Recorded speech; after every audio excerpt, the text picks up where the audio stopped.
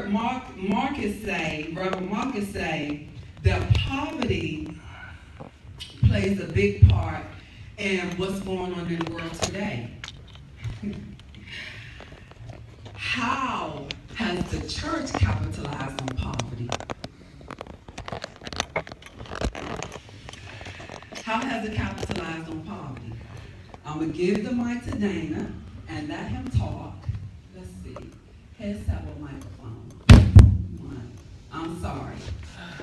Can you hear me good?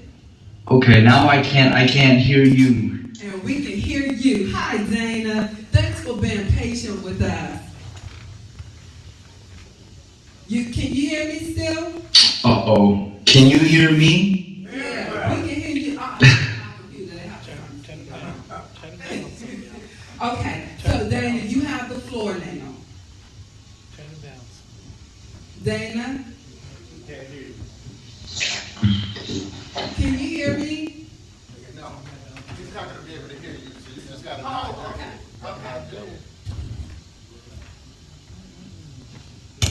Okay, Dana, go ahead and talk. Now I can hear you. You got to plug it in all the way. Plug it in all the way. All right. I don't know if I can hear you, but I just want to first of all say thank you to each and every single one of you. You know, you guys are the real heroes in this. I've done nothing but to share with the world, which just turned out with this video, how you as my heroes and inspiration under my wings as a you have learned, you know, the power of resilience, the power of, you know, fighting through so much oppression. And so, you know, first of all, I just want to really make it known to each and every single one of you that you guys are really my heroes. It's a privilege to be, you know, called by God to be able to defend each and every single one of you any way that God will give me an opportunity to do so. Jane Elliott, I believe, is the lady that was being referred to earlier tonight. I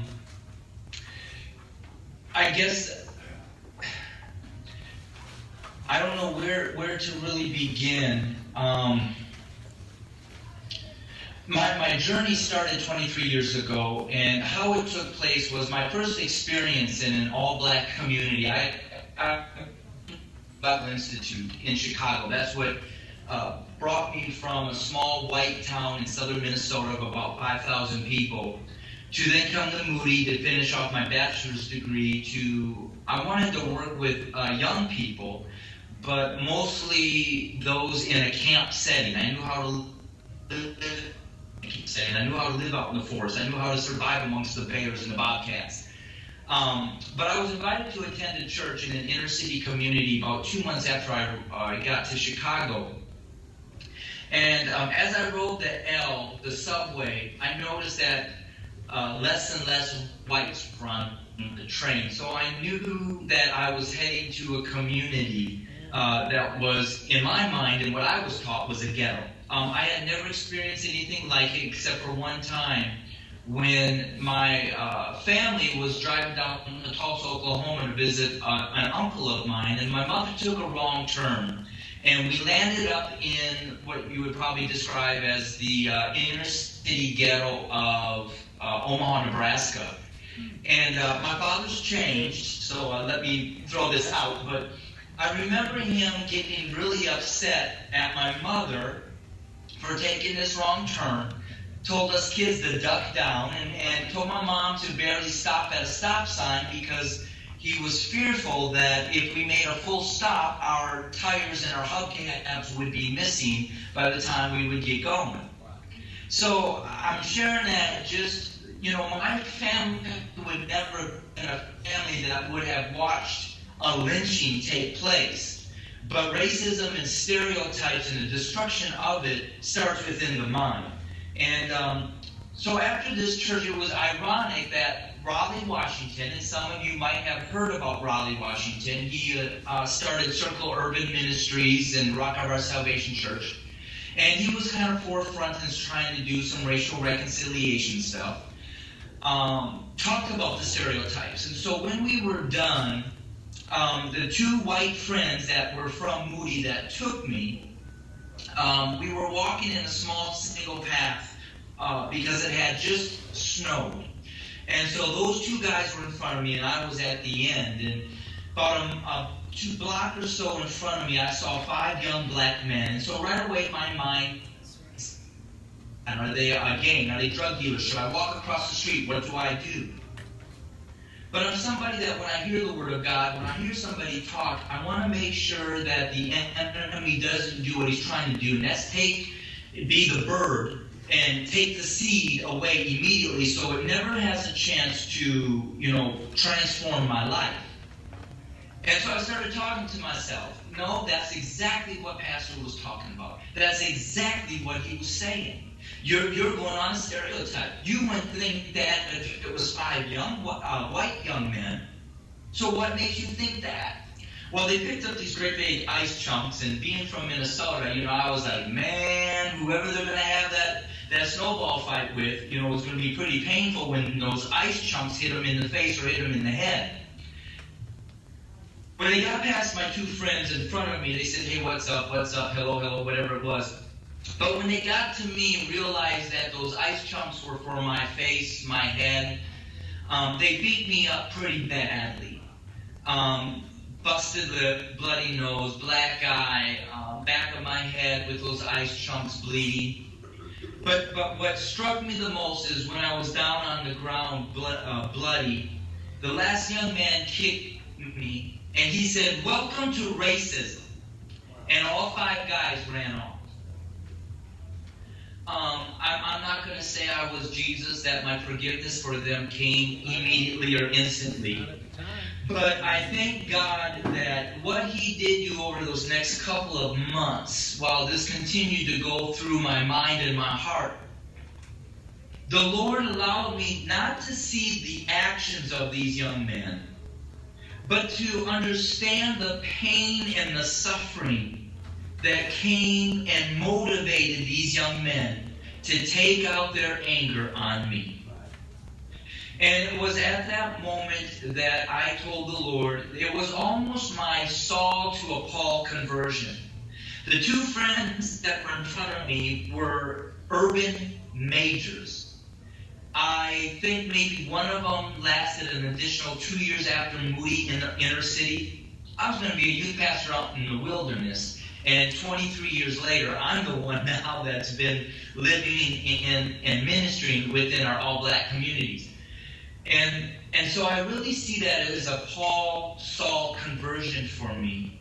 That the enemy already then wanted to keep me from going where God had called me to go. But from that point on, I continued to ask God that if you're going to call me to minister and to empower a group of people, not because I have anything to offer you. The Bible in Proverbs, it also says that the fields of the poor, and this is kind of in my own words, but it basically says that the fields of the poor are ripe with harvest, but it's the injustice of the wealth and the wealthy that take it away and leave the poor poor. And so from that point on, I asked God, you're going to have to show me, bring me through what I need to be brought through, so that I can have a type of an understanding to the pain and to the suffering and to the oppression that the very people that you're calling me to come to encourage, so that I will know. And it's just really ironic how throughout my life in these 23 years, God has done that. And when we go back, I tried to make a couple notes here. And just the information that the first gentleman gave about the history and all of that, I thank you. I eat that stuff up. But another lesson that I even learned, which kind of goes into what we're talking about tonight, was watching a simple game of Family Feud. And I'm putting I have ADHD, so half the time I won't sit long enough to finish a chapter, but I'm putting a book together, and one of the chapters is called Let's Play Family Feud. And on this Family Feud game, we had a white family and we had a black family, and they were both called up, as we know the game goes, and the question was, name something that you eat in Thanksgiving dinner. Boom, the black family won the toss-up. And she said turkey, and so yeah, they got it. That was like the #1 answer. The next individual in the black family there said macaroni and cheese. Well, then the family said sweet potato pie. Greens. They go over to the white family and they say pumpkin pie. Ding, they win. And at that point, I already realized that the entire system in the United States has been set up for you to fail. Your answers were not wrong, but they were wrong according to the mainstream culture. So until that mainstream culture changes, you will always be set up to be wrong. So I think my fight now, one of the guys responded to my video, and he said, well, I'm going to start up All White Lives Matter. You know, and at first you want to kind of say something to him, but then God just put him on heart and said, tell him to go ahead, and you would respect that. Because, Dana, I want you to be too busy empowering people to not even have enough time to worry about to fight them. You get your people ready. You guys get ready, because see what happened is when Pharaoh finally released God's people, they didn't have to fight for nothing. They were given everything. And so I feel in my heart now is, yes, I'm going to proclaim the truth in hopes that some white individuals will join the team. But I'm not looking to change the mindsets of whites, because we've been trying to do that for generations, and it's just not going to happen. We can have all these little churches, and please, I'm not downing anybody, but all this racial reconciliation at the church is hogwash. Because you sit next to somebody in church and you walk away and you don't know nothing. You don't know what my black brothers and sisters are going through. You don't have a clue. And now you think that you're okay because, oh, I got a black friend. But you know nothing about their struggle. You invite them to your neighborhood. You invite them to your dinner table. You invite them to your activity. When do you go to theirs? You know, so my goal now is asking God to equip me to empower us as people, so that when God makes the way for us to make our transition, we will be ready to take that position. I get tired of them saying, well, look at, I got these on my Facebook pages. Well, look at this good cop. Look at this good cop. And I want to say, I don't give a dang about a good cop. Right. I'm a teacher. Are you going to say thank you for not beating my child today? Are you going to say thank you that you didn't slap my child upside the face because he got an answer wrong? I am a teacher. It's my job to empower a student. It's my job to protect them. It's my job, and should be my passion, to empower them to succeed. And if it's not there, I'm wrong. I don't need to be thanked that when I leave a day at the end of a class that my principal says, Dana, I want to say thank you that you did not smack any of the students today. That's a given. So I'm really wanting to use my life, and I really feel like even in our black communities and within the church, we have believed the lies. And we have adopted the system of the white man, even in dealing with our gang members and our drug dealers and our youth. We don't value them. I worked in an all-black school on the south side of Chicago, and in one quarter, 2 of our kids were shot and killed. And when I was brought in to do a substituting, and then they asked me to do some other stuff, but I took upon myself to do what I called freedom talk. So during the kids' lunchtime, I would invite these kids to come up to a classroom, and we would talk about things to help empower their mindsets. We talk about anything and everything. Well, I saw that this school, which was a black principal, really lived by the demerit system. So everything was a demerit. Kids had a little bit of white on their shoe, demerit. You got to class a little late, demerit. You did this wrong, demerit. Demerit, demerit, demerit. And obviously nothing changed in the behavior of the kids. Actually, the subculture of those that finally say, I can't make it there, so I'm going to join them down here, grew. So when I got there, I noticed one of the guys that was coming to school, but I know he was very heavily involved in the game. So I one day went up to Xavier and I said, Xavier, I said, young man, I said, I want to buy you lunch. I need to sit down with you and I want to talk to you. Maybe one advantage that I have taken as a white man is that I have had to be very deliberate and purposeful in learning and listening to the plight of you that God has called me to serve.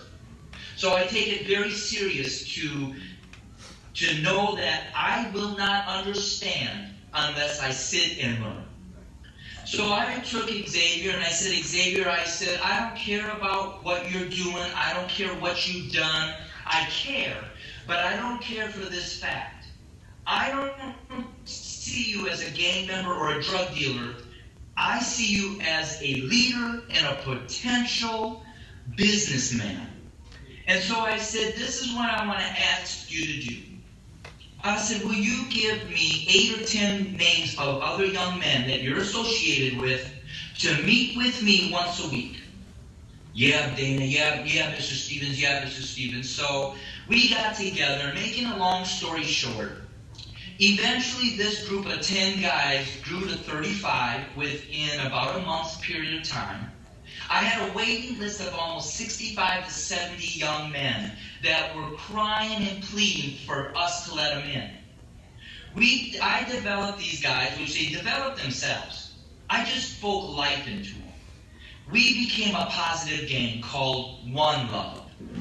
These guys got together and we voted for president, vice president. They became all ambassadors.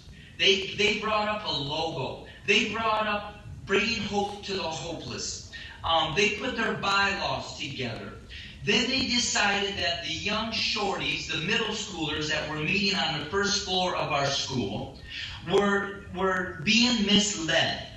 So they decided, Mr. Stevens, we want to put on a basketball tournament for these kids so we can tell them to make healthy choices, to stay in school, and don't get sidetracked.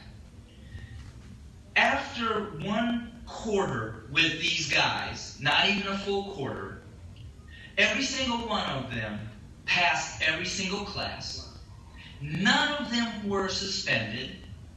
Most of them went from 300 to 400 demerits a week down to less than 10. I did nothing but speak life into these kids. And the sad thing about this is at the end of the school year, the school did not hire me back. And at one of the last meetings, the principal was upset because the teachers were giving out less demerits. So 2 weeks later, they calculated, and then they brought in fake champagne. And we had a toast, a celebration. You want to know why? Because more teachers jumped in line and tripled the amount of demerits that they gave to these students from the first meeting to this meeting in 2 weeks. I raised my hand and I said, I'm going to say this.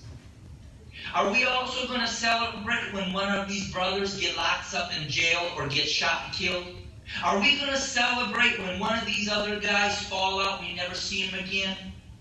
I was brought into the office the next day and I was told that I really was probably not going to be there very long because I was unwilling to be a team member.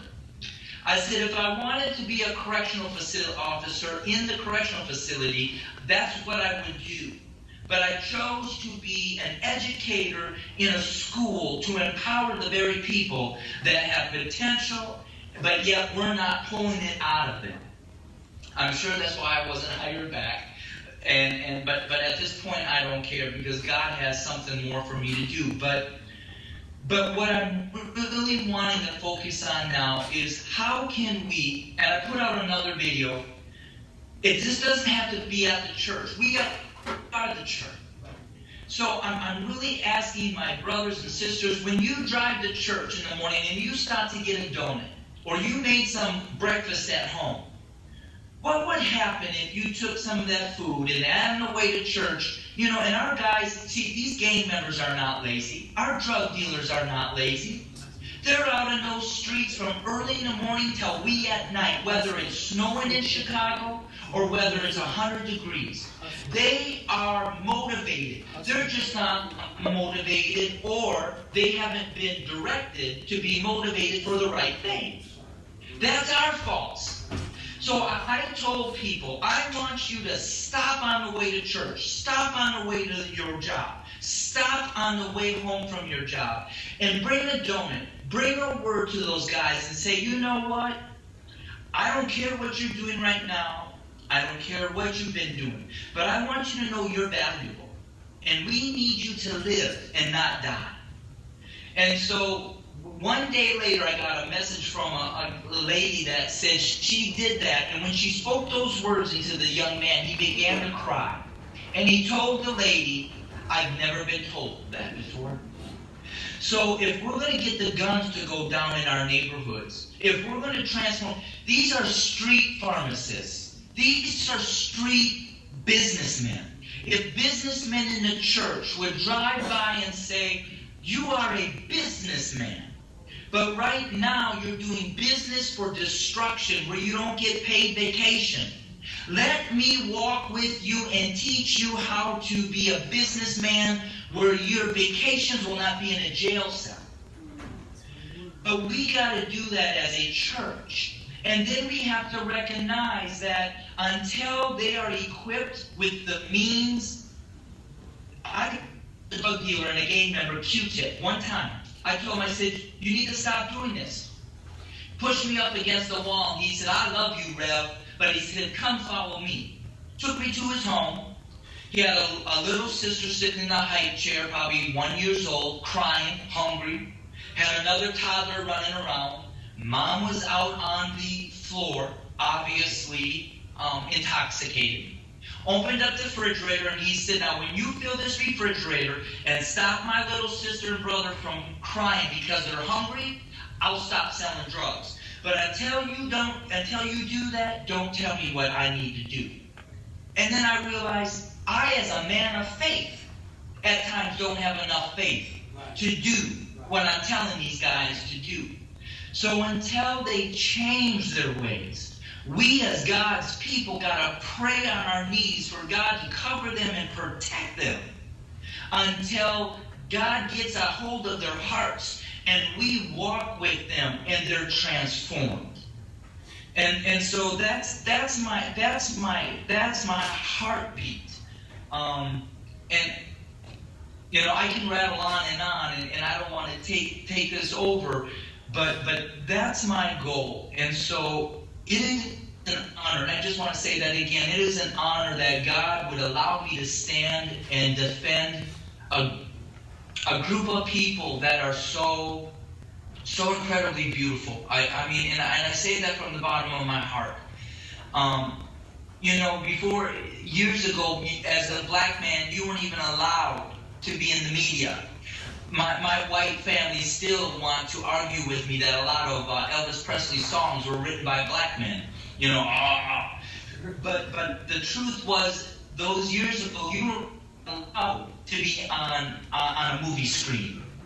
And now what's happening, and that's why all this racism, and see, white folk don't mind one minority. We still have the upper hand. But when we get a few more moving in, then you'll see the true hearts of white individuals, because we start to feel threatened. We want to down these young black men for killing people out on the streets that have been oppression oppressive manner since the beginning of the United States. But yet, look at our officers and our white people who haven't even faced oppression yet. And in the fear of a black man in a car, maybe bringing up a gun, he puts 4 to 6 bullets in his body. Who's the real evil one? Who's the one that doesn't have any self-control? I'm not going to blame my brothers out on the street that have been living under oppression for generations. Their crime is nothing compared to a bunch of white officers that for the first time are even just starting to think they're going to have some oppression and are acting like a bunch of evil animals. So, you know, can we get out here and build up what we got? Because when we're built up and ready to go, God is going to fight the battle. And again, I'm not saying that we stand back. I'm not saying there may not be bloodshed. I don't know. But I do want to empower that when we get out on the streets and empower our brothers and empower our black communities, because we've got it. The potential and the intelligence in a jail cell. I was a chaplain for 17 years. And at Cook County Jail, and I've actually been walking with a gentleman now for 18 years that was wrongfully accused of raping and murdering 2 women. And finally, thanks to God, the Exoneration Project has taken his case, and I'm hoping that Michael Sanders will walk free within the next year. Innocent man, 2 years of college, had nothing to do with it, but because of a statement has been sitting in prison for 18 years. So the system will not change until those that run the system are different. Until that time takes place, we have to empower our communities and get ready to, to take the position that God is moving you to. Okay, I had to unplug you now, so can you hear me? Can you hear me? Okay, awesome. You gave some good stuff here. Don't go nowhere. Stay with us, okay? I just have to plug you back up when we're ready for you to talk so everybody can hear you. But one thing, and I want to direct this to Dr. Sargent. One thing that I kept hearing tonight was the conditioning of the mind. The conditioning of the mind. The church is very powerful. And so we have done a lot of damage in conditioning the mindsets of the people. And the reason why I'm calling on you is because I know you think I'm something. I know that. And you're not confined to the doctrine of religion. So what I want to know from you, when I asked the question earlier, this is a 2-part question. I asked, what role does the church play in poverty? How have we contributed to that? And then the second part of that is, how have we contributed to the conditioning of the mind that has also kept us in oppression? Well, I'll do it as quickly as I can. As it relates to poverty, one of the things that the church has been guilty of, and I know that all of my brothers who are here, they're in ministry and Pastor Anna, is a lot of times we have promised people, using the Bible, to promise them some pie in the sky. We have promised them that everything's going to be all right after a while in the by and by. And we have done, literally, with this book, the same thing that slave owners did by keeping people in line, by picking out the passages of Scripture that will keep them oppressed. I don't call ourselves Church, we're Faith United Ministries. We call ourselves ministries because ministries serve people. I don't receive a salary from our church. I don't do anything like that. I rely on God to take care of me. My wife and I have been doing this for over 36 years. And so I deal with people that would not make it in mainstream church. One of my sons just got out of jail he did 12 years in jail. Another of my sons did 30 years. They arrested him when he was 17, held him until he was 18 so they could try him as an adult, and he did 30 years for a crime he never did. But there's got to be some place where people can come and see someone not taking from them so that they can believe in it again. People have lost confidence in the church. I personally believe that everything that's happening right now is the greatest time in the history of the church for the church to be the church. Light shines brightest when it's darkest. And as dark as things are right now, people are having to look to the church. And they keep saying, well, I want the church to do something. And they're saying it out of frustration. The church need to be doing this and the priests need to be doing that. But if you hear it as a cry for help and not an accusation of not doing, then you'll understand why they're doing what they're doing. So we have to be more proactive than reactive. And we've played a part in how people view the church. Our history tells them a lot of things that have happened, whether it was men of God, women of God, and really the whole way that people look at the modern day church comes from way back with how they've looked at Catholicism, and it's been a slow thing. If you ever look at it from a slow burn, one thing the devil can be accused of is maybe being a liar, but never being stupid. He is very, very wise at how he moves. He moves very, very strategically. And when you had the world church, which was the Catholic Church being what everybody would go under for a while, then when you started having the problems with the priests and everything, when it came to the little boys and everything to that nature, that dwindled away with the power of the church, you know. And of course, I'm not even going to get into the whole concept of Catholicism, which makes reference to an individual taking the place of the Lord, because that's not really his place, but the very name of the Pope is in place of God's Son, and he can never do that.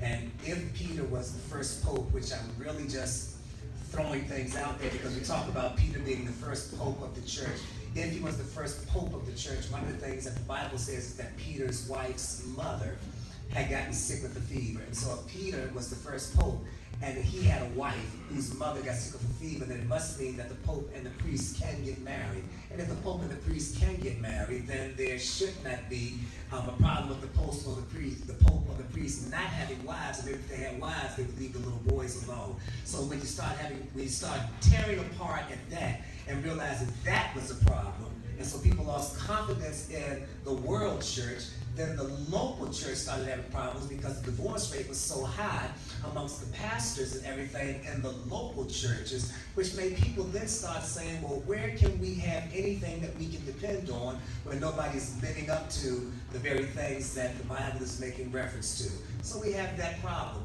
How has the church affected the minds of the people? We are almost doing the exact same thing that oppressors have done. And that is, we're trying to, instead of educating people to the truth of the Word of God, we put a spin on the Bible to try and indoctrinate people to believe what we want them to believe. And based on whichever denomination you want to believe in, they will find whichever passage of Scripture promotes what they're doing, and then they'll push that. And whichever one promotes something else, they will push that. But the truth of the matter is, we're going to be shocked when we get to heaven. There's not a section for the AME, for the Baptist, for the Pentecostal. You know, there's not a section for those who, we're going to be shocked when we realize that everything that we have pushed and has kept us separate down here is not really what God is going for up there. We're going to be shocked when it comes to that. So we have played a part in why people think like they think concerning the church. But I think that now all eyes coming back to us is a great thing, because if we would be, as I think you said earlier, and I think as Brother Dana said, if we become the servant leaders as pastors that we are supposed to be, then it will bring back some kind of integrity to, what the church is supposed to be. And I won't even get started on all of the foolishness that's on television now that makes the church look like a clown, with our pastors and everything. But so I won't touch that at all. What I will simply say is that we cannot keep blaming society for how people are.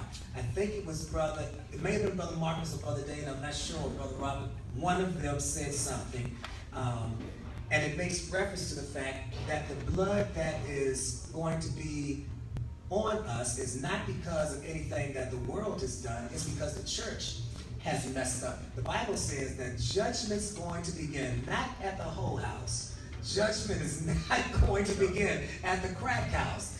Judgment is not going to begin with Pookie and Shanae and Shafriqua. Judgment is not going to begin with pimps and prostitutes. Judgment will begin at the house of God, because we are the ones who are supposed to be pointing people to him, and we're drawing people to ourselves. Jesus said, if I'm lifted, I'll draw men to me. And we've been making our own little, we've been potentates and making our own little areas where we want people to worship us. You know, you have 5 members and got 15 armor bearers. There's something wrong, you know, when you've got this, and the name of the church, you know, is larger than the building itself. And so we have done a lot in trying to make names for ourselves at the expense of them.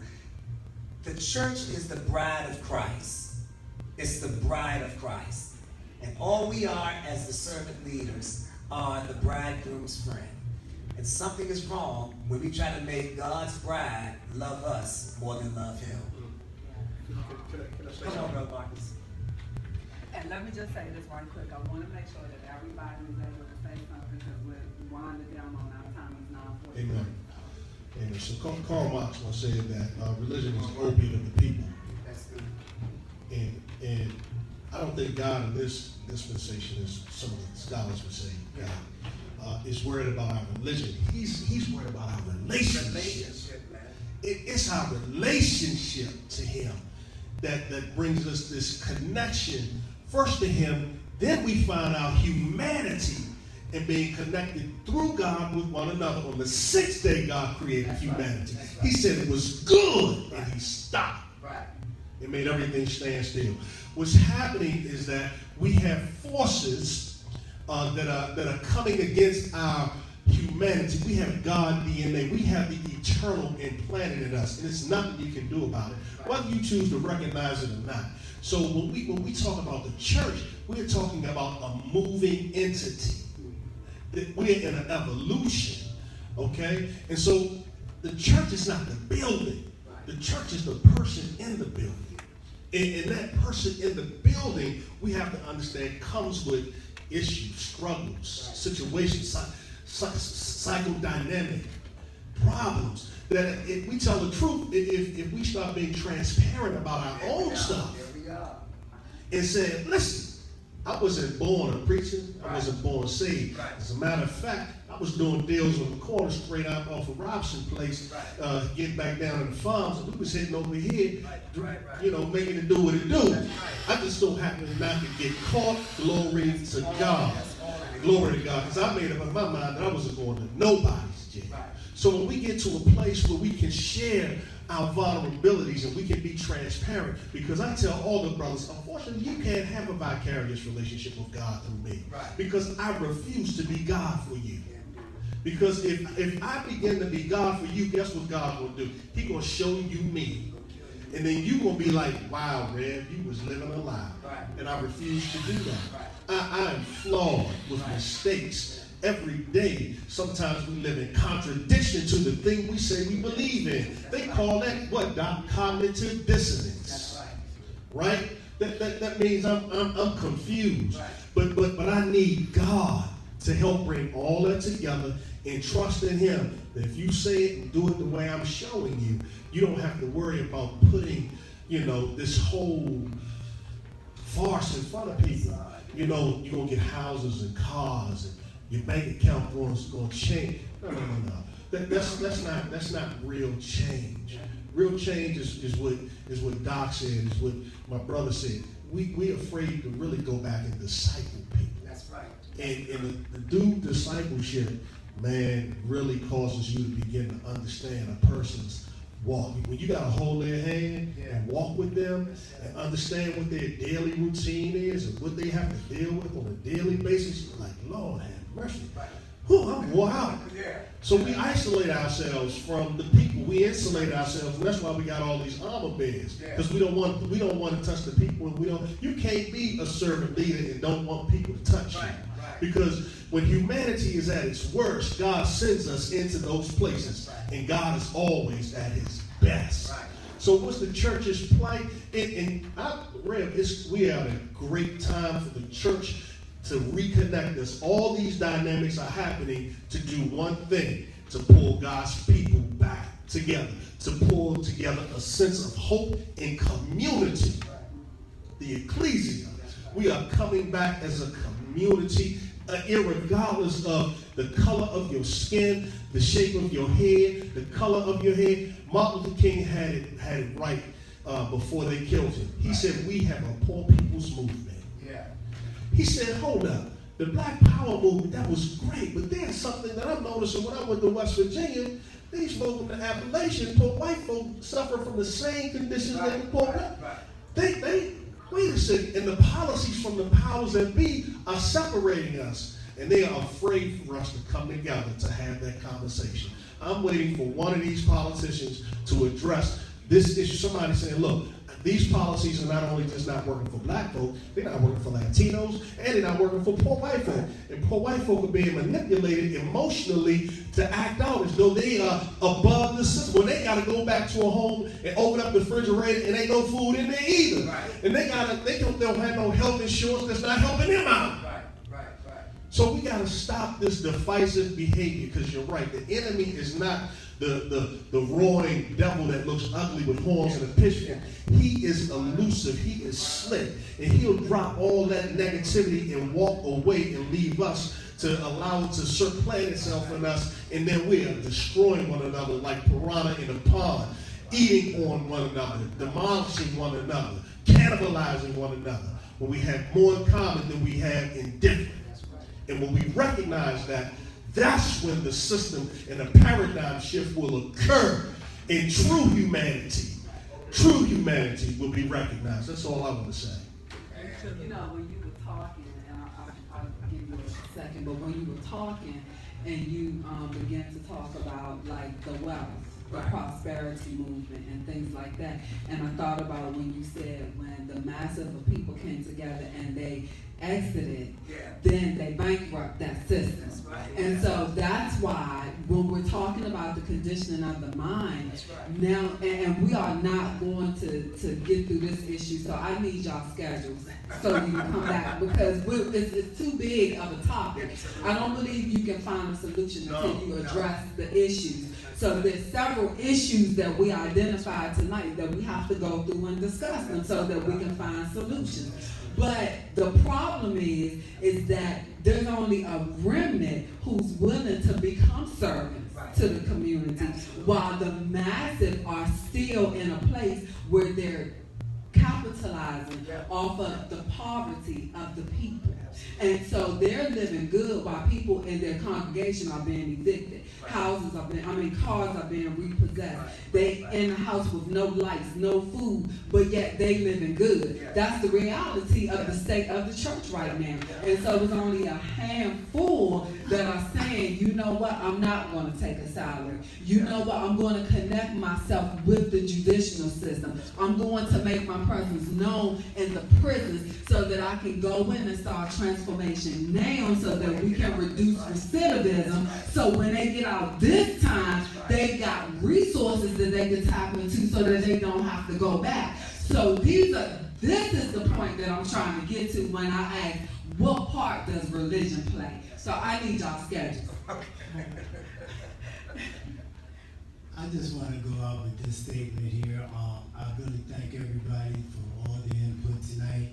And I feel good that I had this young man here, because one thing that I wanted to stress, and before I put it out there, is there is no answer that I have for you. But one step that I do have that I would like to recommend is personal resolve. Because to me, before you can take too many steps towards a solution, you really have to understand where you are. You have to be able to be at your best to make the healthiest choices moving forward to how you want to deal with society's issues within yourself, because it can and have and does affect you. And how you move forward with it, and I use that term personal resolve because Your cognitive thought processes is very important.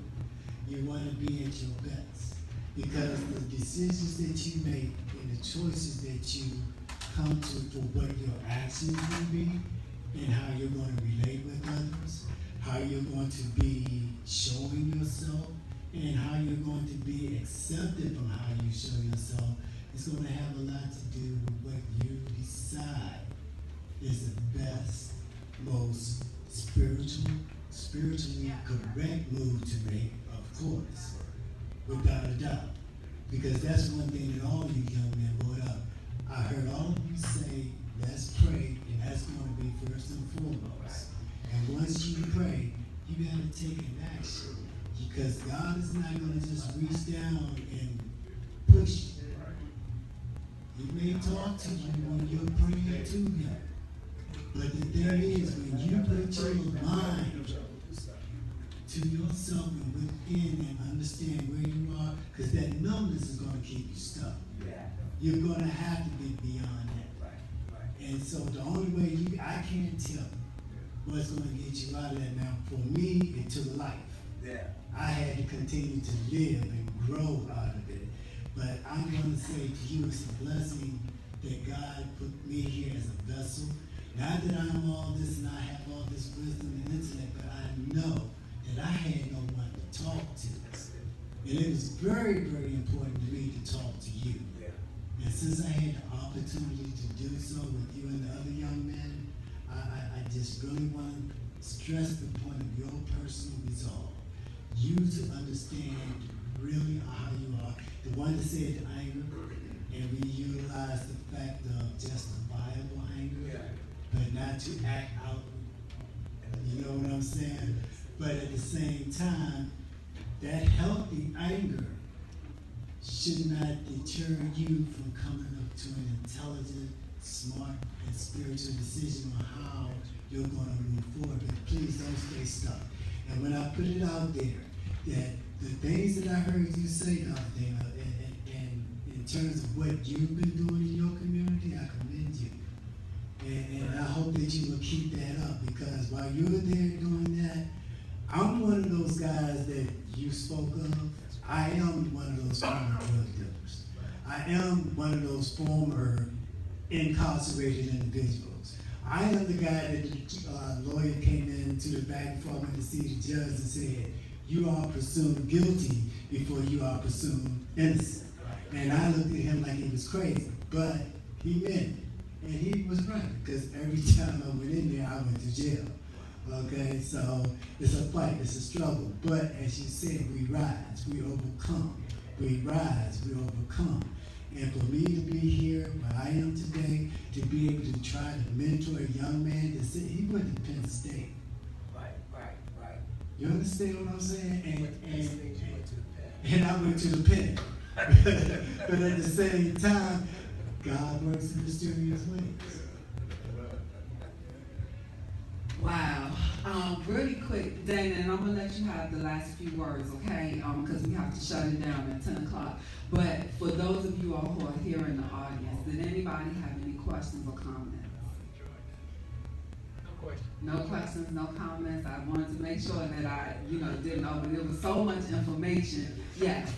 I caught the tail end of the conversation. I hear about everybody talk about the problem. Well, what's the solution to the problem? Well, you did come on the end because I said that this topic is too big to discuss all of it. So before we can get to the solution, we have to identify the problem. So this is part one. We're going to bring them back so that we can get to the solution. And see, that's the problem. We've been looking for quick fixes. And so because we don't take the time to dig and dissect what the whole problem is, we can't come up with real solutions that work. We put Band-Aid on, and it's time for us to move past praying.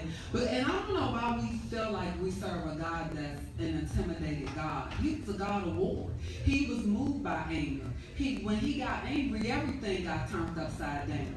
right? He just gives us the wisdom and how to move forward and how to harness our anger and how to respond. So we're in a war. Now we have to be strategic about our response. But nobody goes nobody goes to war, number one, unprepared.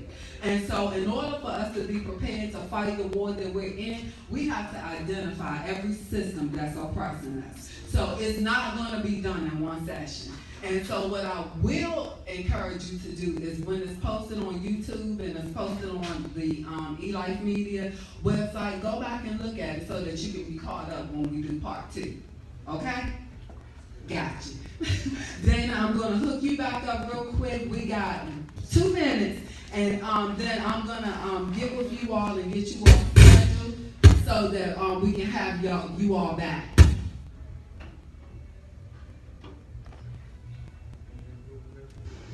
All right, good to go. All right, I'm not going to take a lot of time, but I think the biggest thing that we're all going to face is the overwhelming large problem that we're dealing with here.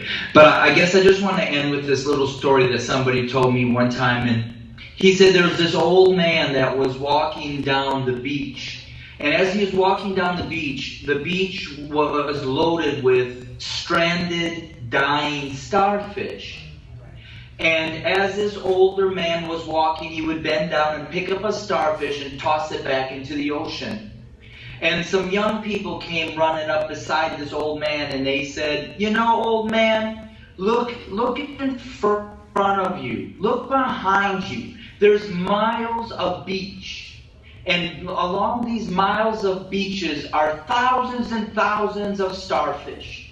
How are you going to ever change or save them all?"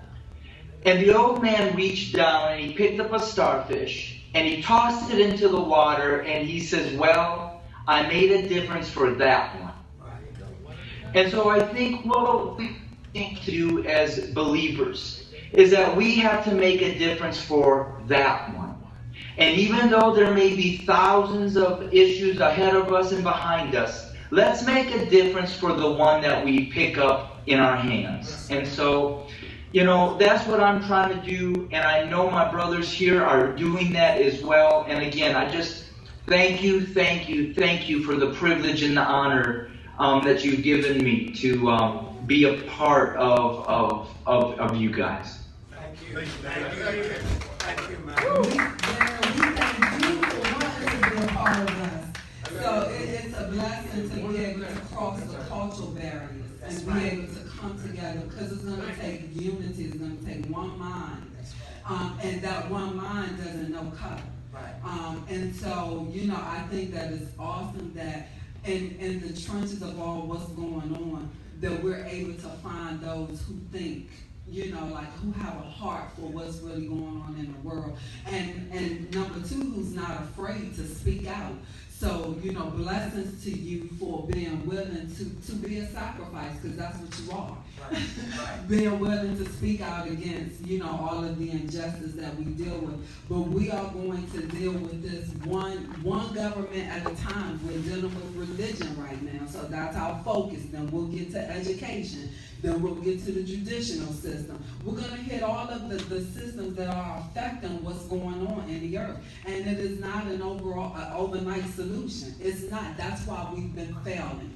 That's why we have not been effective, because we've been fighting with, you know, temporary measures and things that work for 1 minute.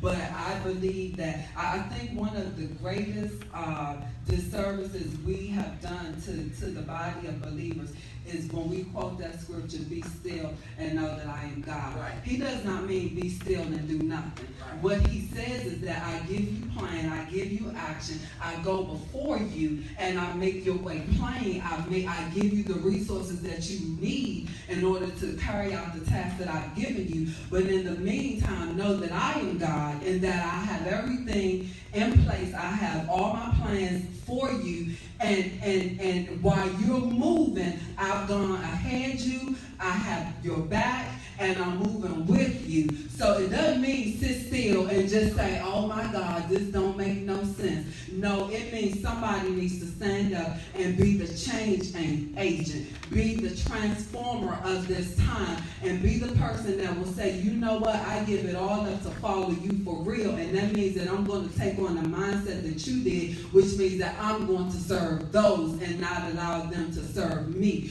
so that we can affect change, because we have to go into the governmental system. We have to, these are places that he's given us the authority to go in and make change. But we've been sitting back waiting for him to do it, and he's saying, I ain't coming back. So if y'all don't do it, it won't be done. But it takes a different mindset to know that. So having said that, thank you, Reverend Marcus Washington.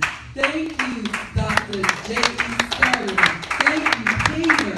Thank you, Robert Berry. Thank all of you all who have come out tonight. Thank you, Dana Stevens, for coming, joining us all the way from Chicago. And we're going to be doing a lot of work with you. So thank you all for just being open to having this discussion. And I'm serious. I need your schedules. If we can't come back next week, then, we need to get to part 2 as soon as possible. So thank you all. Listen, tell your friends to go back and watch it. You go back and watch it, because it's going to be a lot of information that you missed tonight. So it'll be posted on www.elifemedia.net. It'll be posted on the Dr. ZaMiya YouTube page, and I will make it available to you all so you can post it on your page. And it'll be on Facebook, because it's a message that needs to spread the earth. So as always, I love you. There is nothing you can do about it, because I love you for free. And my goal is to see you change and transform, and we begin to leave a legacy of change agents in the earth. Good night. Good night. Thank you, man. Thank you so much, man. Wow.